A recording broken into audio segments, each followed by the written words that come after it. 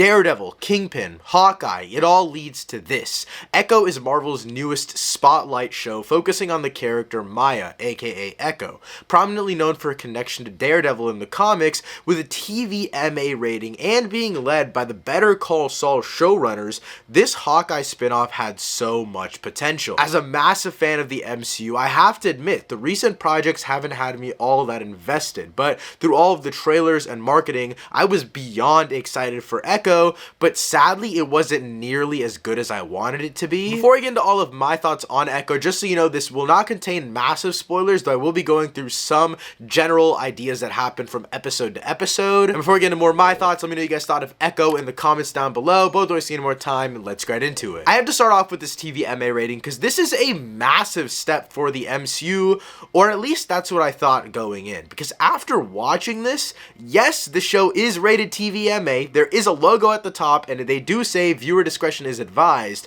but thematically, just in terms of the raw, visceral nature of the action, I never really felt a TVMA rating. To be completely honest, the blood here serves no purpose. There's no point to the brutality here. It feels like gore for a reason to just have gore. There's one scene with Kingpin, that one's brutal for a reason, but they revealed it really early on in the marketing, so it really had no surprise for me. If they hadn't revealed it, I think it would have been a lot better. And I do think there's a part of this show that works with the TVMA rating, just in regards to the tension that it builds, and I think that's like the skating rink sequence in episode 3, just because the tension that comes with the brutality works in such a captivating episode where, in my opinion, episode 3 feels the most tense. It feels like the most could possibly happen in terms of just brutality. I think that works, but other than that, in my opinion, the TVMA rating just feels like, let's pretend like this is a Netflix show and TVMA is our excuse to bring in Kingpin,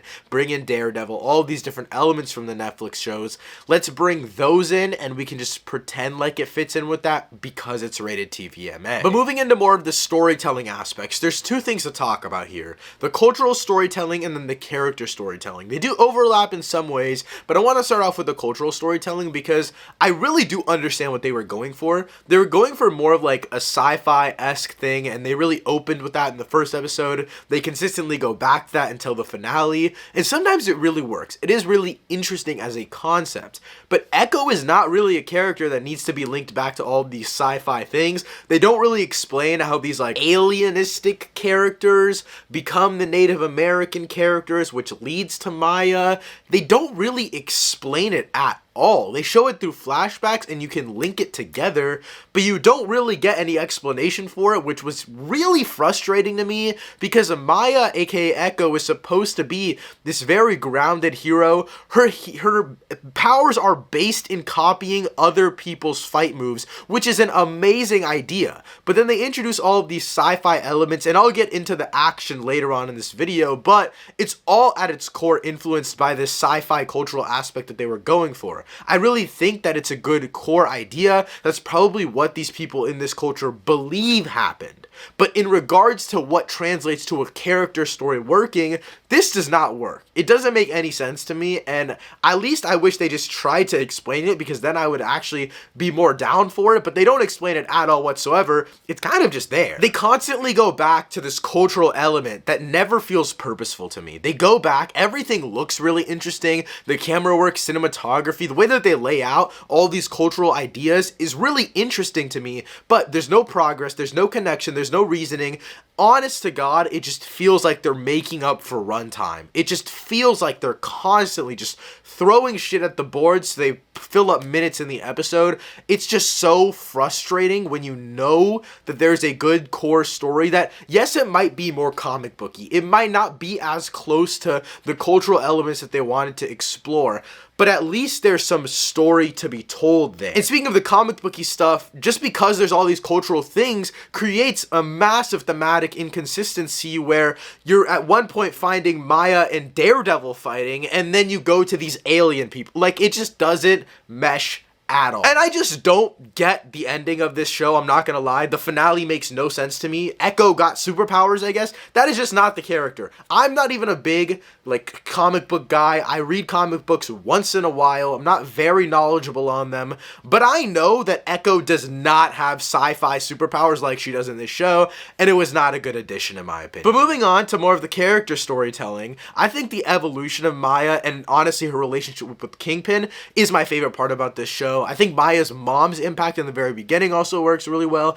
Episode 1 in general was, I think, lackluster just in the sense that it felt like a Hawkeye recap, but at the same time, there were core elements of her character that I think worked. But the best part of the show has to be Kingpin. His impact is absolutely amazing. He isn't even in the show that much, but he is the absolute best part of it. Vincent D'Onofrio, we know he bodies this role every single time, and this show isn't any different. I think the family drama element of it and how they connect the original family stuff with when Maya was a kid to her time with Kingpin, meshing all those things works really, really well, but it takes way too long. Like, the Maya's original family stuff takes way too much of the runtime for how uninteresting it actually is. Like, the first episode is literally just a Hawkeye montage, and it's cool. Like, make her an independent character, but set up stakes. Don't just tell a backstory. And the thing is, they never set up stakes. I thought, okay, cool. First episode, backstory, I don't mind. Second episode, still no stakes, still nothing to actually care about in my opinion. And minor spoilers for the finale here, but I will say,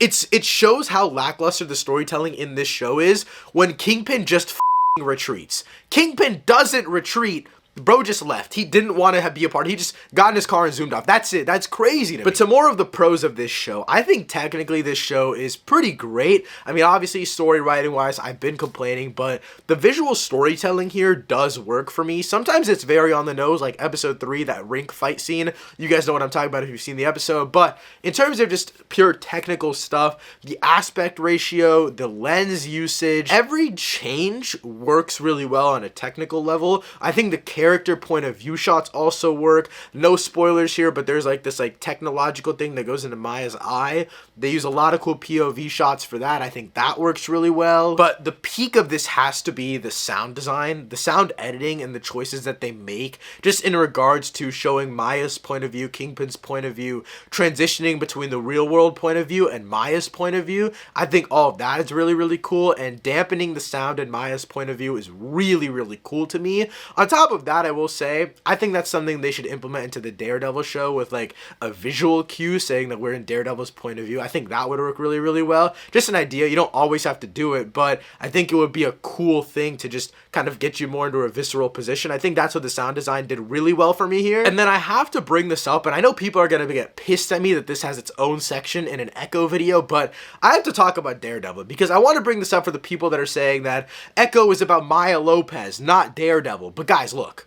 The marketing made it seem like this was not Daredevil Season 4, but Daredevil Season 3.5. Come on. Everything is so lore-based in the past of the Netflix Marvel shows, and Daredevil is in the show for a max of like 3 minutes. And I understand, like, you like, Kingpin is cool. All of these other elements, I like that we go back to New York. I like that we see more of an origin for Kingpin, and yes, that adds to his character in Daredevil, but it's just sad to me to see that this show lacks a core story, but they still don't want to commit to a full comic book lore of Daredevil and Kingpin with this character.